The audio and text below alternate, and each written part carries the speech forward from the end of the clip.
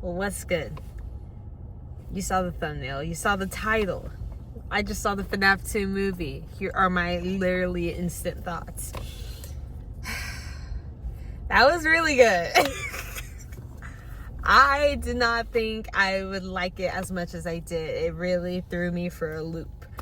I felt like it did a really good job, honestly, of explaining the lore of the entire first and the entire second with a good chunk of what is to come.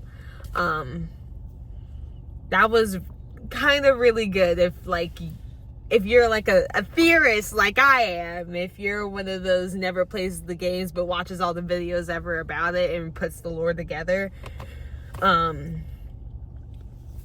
you know what I'm talking about. You're Matt Patton in the theater the whole time, and you're like, I just saw Shadow Body. Did y'all see him? Oh, Shadow Freddy instantly in the car with Mango and Vanessa. Did you see that? I bet you didn't, because you're not a real one.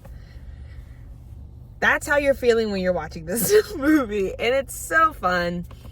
It's like wicked fun. Like, in the way that a lot of people love Wicked, and like the people that know the most about it are obsessing over like minor details in the movie. That's what it feels like. So I think it did a really good job. How do you feel about all the animatronics you saw? Because they took them from a wide range. What I will never do is hate on the production, because they are really doing it. They are taking notes from the cosplayers and saying, well, we have the budget to actually make it happen, so let's do it. And they look so good, and it's nice to see. I saw spoilers, obvious. Seeing FNAF 1 animatronics and the FNAF 2 animatronics, it was so nice because they showed us the toys first, and then we saw the Wizards later, and it was like they still got a moment to shine. And like Balloon Boy had some screen time. It was his fucking laughing the whole time. Yeah, a lot of his laughing. That just resonates. Like, you're not freaking out because you know it's not that big of a threat, because like, look at him. But it's still the can you not?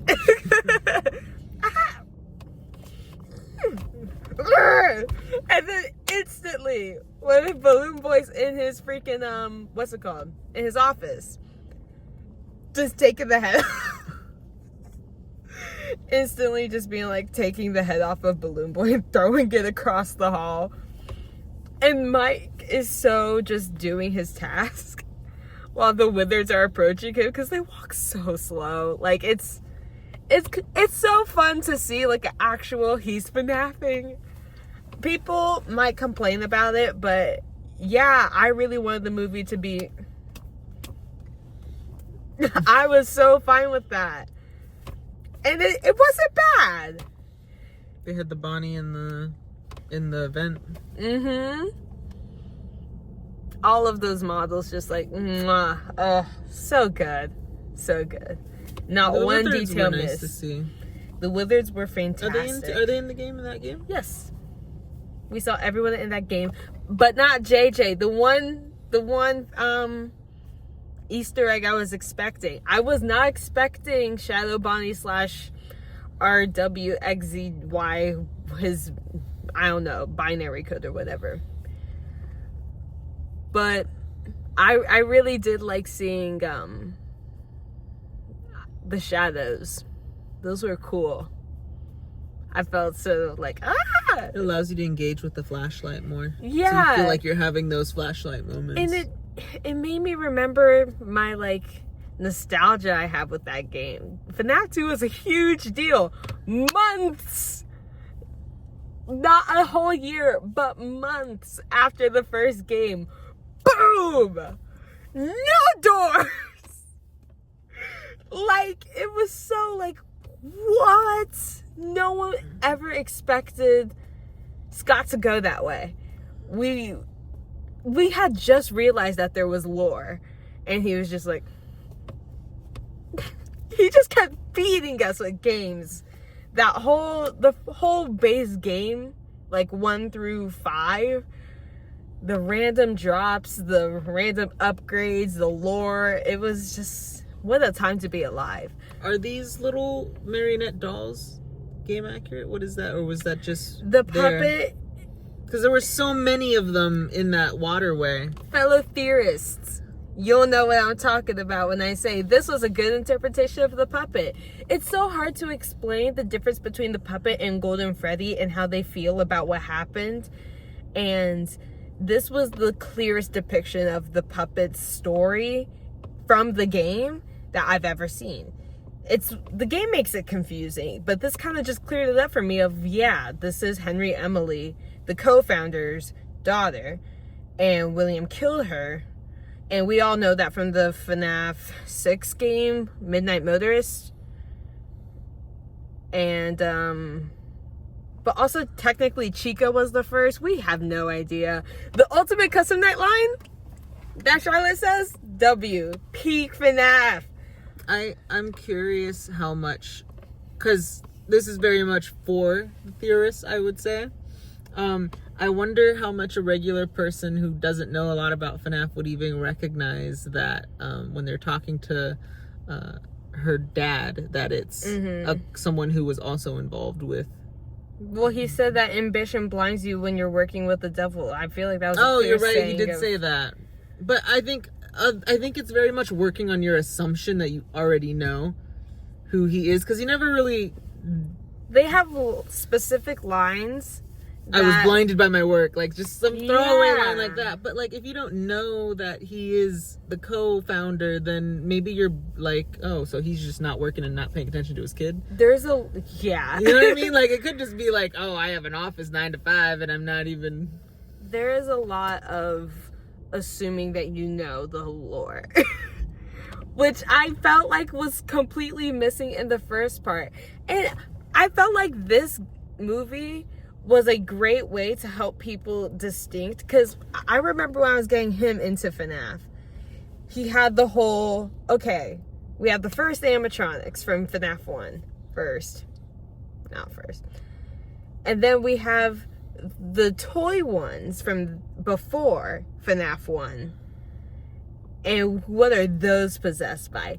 That's the question that all people that are at least making an effort to get into FNAF cannot, like, wrap their heads around. Yeah, it's so hard to articulate it. And this one was so good of just, oh no, it's the puppet. Just, yeah, it's not that many dead kids. I mean, it is, but like, they're like not. Don't worry about it. Puppet. But they did a really good job of making her like a possessing being, you know? Like an exorcist. I love The Exorcist. That is my favorite horror movie of all time. I don't think there is another one that beats it. I do like... So I was obsessed with they're exorcising. I remember when we watched the first one and you were like, this isn't what Vanessa is. And I think they're inching their way there. They're slowly getting there with her possession at the end, because what's supposed to happen to her next? You don't know this, but Vanessa, the only time Vanessa's named in the games is in the security breaches and the help wanteds, like the post base lore FNAF. And she is not related to William Afton. She's just a playtester that got like mentally hacked or whatever. Oh my god. But in FNAF 4, we see it's William, the wife, which we presume to become Ballora in sister location, because we never see her ever. Michael Afton, who you just met, who, you know, turns purple. William Afton, base killer dad, in Springtrap. Vanessa is the girl in the FNAF 4 house, meaning that's why, like, we've never got a name for her. And Michael killed the youngest son, Evan, who's the crying child. And that's why Michael wants to make his dad impressed, because he, you know, his dad hates him because he killed his youngest son, who was his actual favorite. And there's just always been this daughter that we never knew, who we presumed that became Circus Baby. But in movie lore, I guess that didn't happen. I do find it a little frustrating how Vanessa just omits all this important information. And then they don't ever give us a good reason for it. And then at the end, just have a throwaway Michael, yeah, she's really selective about the truth kind of moment. And it leans back but to that's how she's been movie 1 and 2 now. She just... And then gets real doe-eyed about it. Like, what do you mean? What could little old me have ever done? The first time this happened, first movie, just, saying, hey, don't go to that place. And just not telling me why.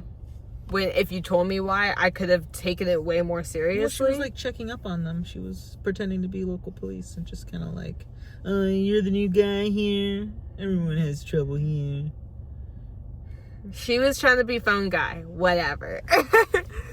This movie, she could have prevented this from happening if she was just like, hey, we need to get all of our demons out of our closet, or all of our skeletons out the closet. Let me tell you about this other location so that you make sure Abby doesn't go anywhere else. There are more locations. I have a brother. Because we know my dad's dead, but not dead. But, like, I have a brother. I don't think that brother's dead. I can't tell you how sane he is. Like, that... So, if she said this at the dinner date, the whole movie would not have happened. There were so many opportunities to say all of that. And she picked the worst time of just like, hey, we need to talk about Abby. After he literally just called you psychotic. The most conveniently timed, actually, Vanessa, I don't want to talk to you anymore. Right as she's on her way to tell them all this. Right as she recognizes that Abby's talking to them. Mm-hmm. Why? I don't understand why it took him so long to recognize that she was sneaking out. Because he's honestly I don't not know a what good his caretaker. job is. He's still jobless. He's just like, okay, Abby, I'm going to be gone in the entire night. And when I come back, I'm not going to check on you. Leave scene. Mike Schmidt, after getting fired for odor and, all that stuff, I think he remained jobless. So, Springtrap Haunted House set up. What is that supposed The after credits. What's that supposed to look like? FNAF 3. No, but what does then... What do you think that story, in a broad sense, could be? In game, it has so many years into the future. Well, my question is, do they just straight up ignore these characters and just do somebody else who's encountering a haunted house full of FNAF stuff? And I would say do someone new. But also, who do we play as in FNAF 3? I think we play as Michael Afton in FNAF 3. I think that's our first time playing as him.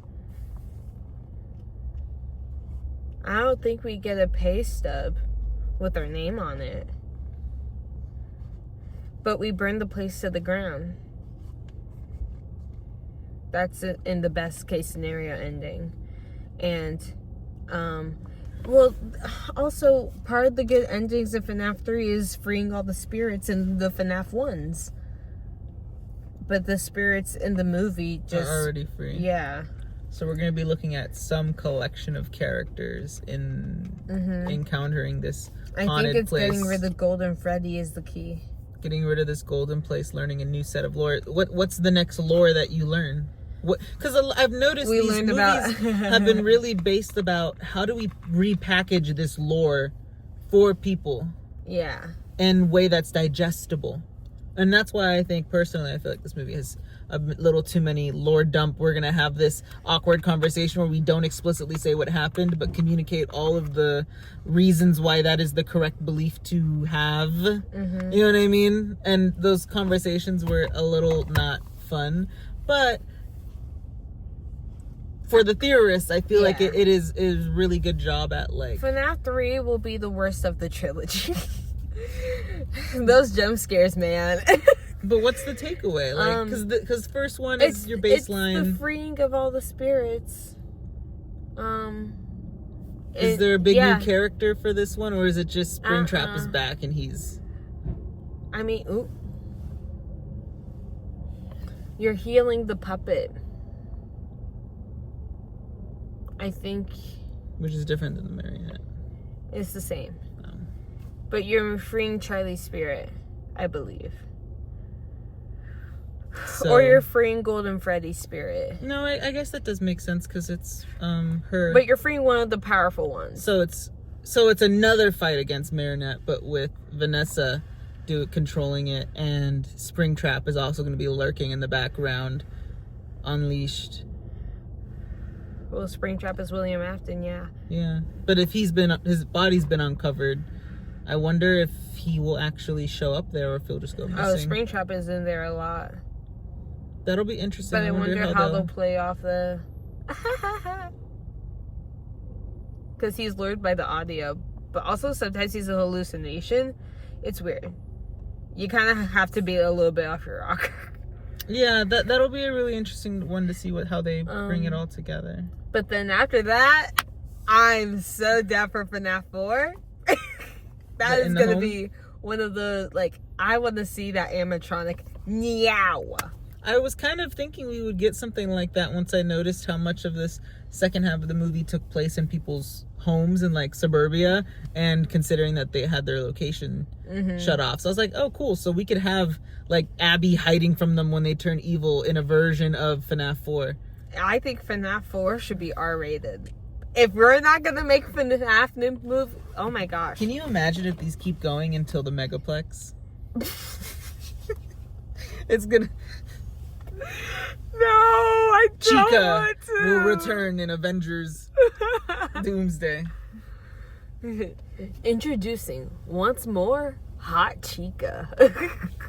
The alligator. 80s Chica. With their guitars. Montgomery Gator. Roxanne Wolf. And Freddy Fazbear. Okay. The audience was children. And some real ones. And by real ones, I mean people that grew up with it. Cheered at the song. Yeah. Not necessarily cheer at the song, but seeing Freddy rip off Toy Freddy and just seeing oh, it's the big guy. Woo! I think everyone just has an internal regardless of if he's your favorite animatronic, you see him and you're like, yeah, man. That's why he that's makes the the big best bucks. version of Freddy. OG Freddy is tough. And Bonnie. Toy Freddy just sucks. No one likes Toy Freddy. You know what? They kind of cleared the old FNAF animatronics off the table, though. Mm-hmm. So we're really left with only now the scary ones. They basically said you no longer get any... Well, Autobot. They never come up again. Hmm? They never come up again. I already mentioned the Ultimate Custom Night reference of the... I don't want to hurt you, but you need to stay out of my way. That's one of the scariest lines in that game. And I'm so glad that they used it. But there was something else. Circus Baby jump scare. Holy guacamole! Because that's... Baby? Those ones. When she was a little girl in her dream, running from her dad, and she ran into Circus Baby. Oh. Yeah. Oh, yeah, Circus Baby. Okay, I remember Circus Baby now. Seeing that giant animatronic, bro, and just seeing her just give away your location like that, no. And that's sister location, correct? Mm-hmm. But it's so weird just seeing it. You're like, oh my gosh. I wasn't ready to see it. So the fact that they've even made it, I hope it's not an Easter egg. I hope we go at least up to 5 and we call it at 6. You know what Because 6 is a good game. 6 is a good place to call it. And then we don't get into this mega pizzaplex and whatever's. It'd be interesting if what they do is they do this... I kind of want them to follow through on the haunted house and spring traps on the loose and Marionette is now Vanessa. I want them to do all of that at once. Give me that like extra scary one that's emphasizing the withered aesthetic. You know what I mean? And then after that, I mean, if then we get FNAF 4. Well, I was gonna say, what if they just skipped to sister location? And I only say that because they've already set up so much. Oh, I'm sorry. This is a hateful idea. Because what is a movie about a little girl in her home? A little boy. Sorry. Where occasionally when you turn around, you don't see your stuffed animal. You see an IV. I feel like 4 feels more like a segment within one of the movies. No, I feel like it would be a great like shift of tone to do like a classic house story of what the dynamics were like at home. Because that's the only time that we see William Afton, his wife, his brother. Yeah, you're saying full prequel mode. Yes, full finished Vanessa story prequel. Because this Vanessa needs to die before we get into real Vanessa from the games. I call her real Vanessa because she's the first Vanessa we met. Could that be done as like a B plot, flashback side plot within one of the other ones? Like not to make it spin-off, but spin-off is still true to the original story. So I guess a spin-off movie that's rated R, it needs to be rated R. Look at those animatronics and tell me that cannot be rated R. It needs to be. This movie was pushing it. Chico without the beak. Chico without the beak was good. Corey catching jump scare. That was so great. Matt Pat didn't do as much talking as Megan Fox did.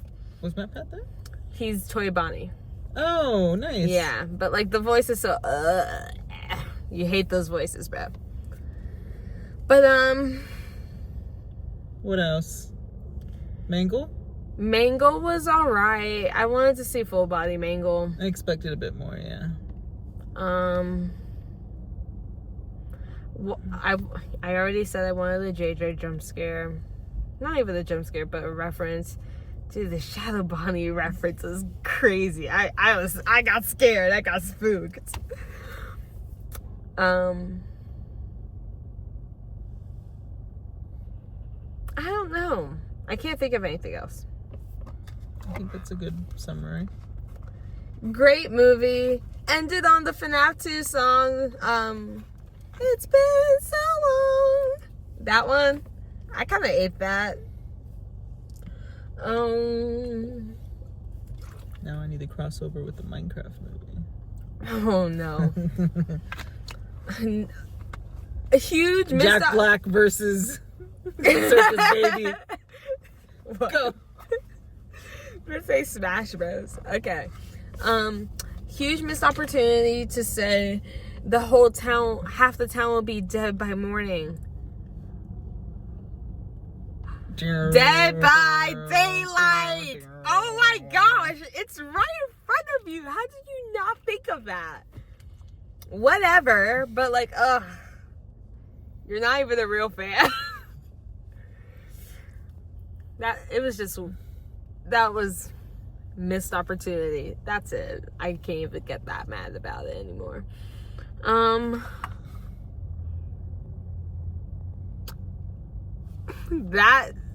Not enough. That teacher sucked. That was a good spin-off. Not enough Billy and Stu. Not enough of them. Not enough Billy and Stu. I would have preferred a little flashback moment. We did get a flash moment of William. Yeah. But I almost feel like if you take that away, that Vanessa flashback, then he's not really in the movie at all. Yeah, I thought that. It was just like Shaggy's barely here. A little disappointed. But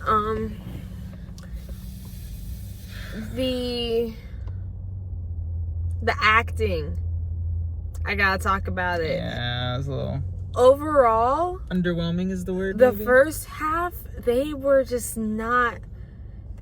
These cannot have been the best takes that we got. There were a lot of just setup too, so it's like they don't have a lot to work with. Their line is, "I wouldn't go there. That's wrong," and then it's just McKenna Grace, I love you forever. You've played every young blonde girl in everything I've ever seen. I will never be upset to see you. But when the Michael Afton dude, she's walking around, she's being like, oh, and they have a river boat thing or whatever. Something. And he falls in. And no, but she's just like, he's like, oh, someone's done their homework. And then she asked something so dumb and obvious, like, what about Foxy? Oh, yeah. How do you know about the other thing and not about Foxy? What? Not enough Cupcake. I'll say that. Yeah, honestly, I thought I knew all the main characters, and then I didn't know about Cupcake till the first movie, personally. That's as a layman. Cupcake important. But yeah, barely any Springtrap. I don't like movie Springtrap anyways, so I'm glad that we're getting actual Springtrap next. I don't know how they're gonna play it. I feel like people are being too harsh on this movie. I haven't seen what everyone's been saying. Michael Afton is ugly. They made him an ugly older dude. Yeah, real creepy looking. Yeah. He was giving Billy Loomis energy. Yeah. And I'm like, I don't know. I was not okay with that. I'm assuming Vanessa's gonna die, or it's William Afton's daughter that gets put into Circus Baby. Ooh, Chica. When the marionette pops out of Chica, which I knew was gonna happen, I was just like, okay, so we're opening all the way up to Lefty territory, which is all the way in FNAF 6. Also, we're making Ultimate Custom Night lines like I'm on viral. But I think that's kind of all I have. Final score? What are you doing? Out of 5? Out of 10? Out of 10. 10 is more fair. I'm going to do a 9. Wow. No, that acting had me laughing. Yeah, her cry kind of... I was straight up like stupid. Like, I'm just, some of it, I was just, the acting drops it a lot. So I guess it's maybe, dare I say, Disney. 7.5 overall. I loved it though. As a lore head, is there, what's the alternate As a lore lover, oh, I got everything I needed. 9. But as a movie with the like assistance of being a lore knower, what's it called? A 7.5 still? It's the acting that drops it. I can't let that go by. Because I need y'all to give me a Blumhouse delivery. Blumhouse makes good movies. Attacked by Mangle, crashes his car. 10, 20 seconds of just, huh? What happened? Why am I here? No instinct to get out of the car and start running. Yeah. Just a full, huh? I loved that a lot of parents kind of realized also, like when the guy's body got dropped by piece, I think a lot of parents were like, ooh, my kid shouldn't be here. That was kind of the only gore. Everything else was not shown. I'm sorry. There was a head explosion that was off scene. Y'all need to make these movies a little bit more hardcore. They had a non-sharp object that that someone was gonna kill the mom with. Literally not the knife, the sharpener stick for knives. And on top of that, he doesn't do it. Which I'm not saying that I wanted to see a mom murdered in front of her kid, but I just mean like it's a lot of toothless horror. Yeah. So it really is about the lore. Toothless horror. Nom nom nom nom. Kinda. I was literally, all the scares that I can think about are related to just the teacher turns the hallway and 2 kids in FNAF costumes jump out and there's just sharp music and that made me jolt. Also, how does no one notice the loud noises? Sometimes there's jump scares where it's just like, you can't tell me you didn't hear that coming. Yeah. And You've given the creatures too much presence for them to then suddenly sneak by you. And good job on making sure that they have footsteps and that it can be heard when they're walking around. But then you can't just make that noise go away out of nowhere. Like, I'm listening intently right now because I'm scared. You can't tell me I don't hear it. No, babe, they just have stealth mode in their shoes. That it just has a short time range, though, so they gotta only do it when they're close. So Chucky. Daylight.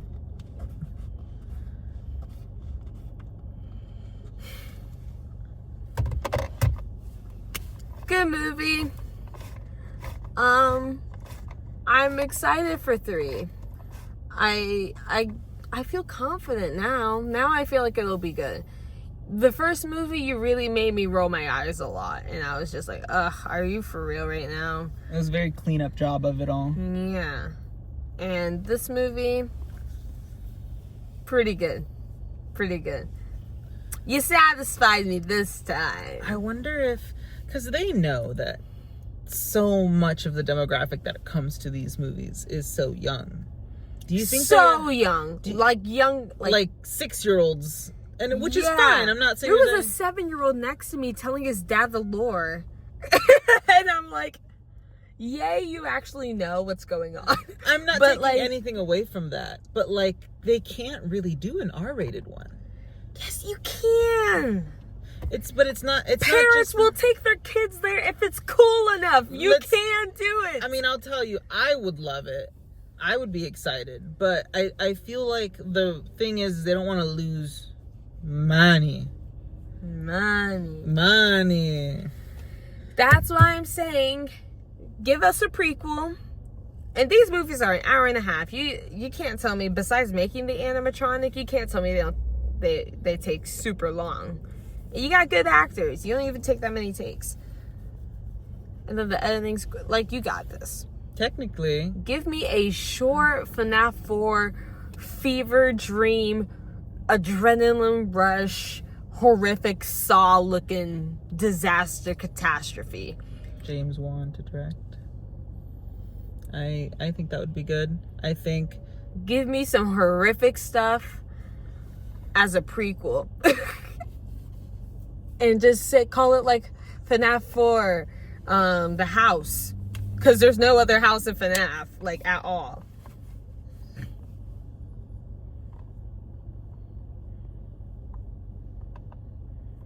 And this time, y'all, make your posters like on the website when you had to turn up the brightness of the website. What are you doing? Sorry. When you had to turn up the brightness on the website and to find the Easter egg that let you know what was going on, make posters like that and put them everywhere. Please. Treat your lore with respect. It was hard to find out that information. Holograph.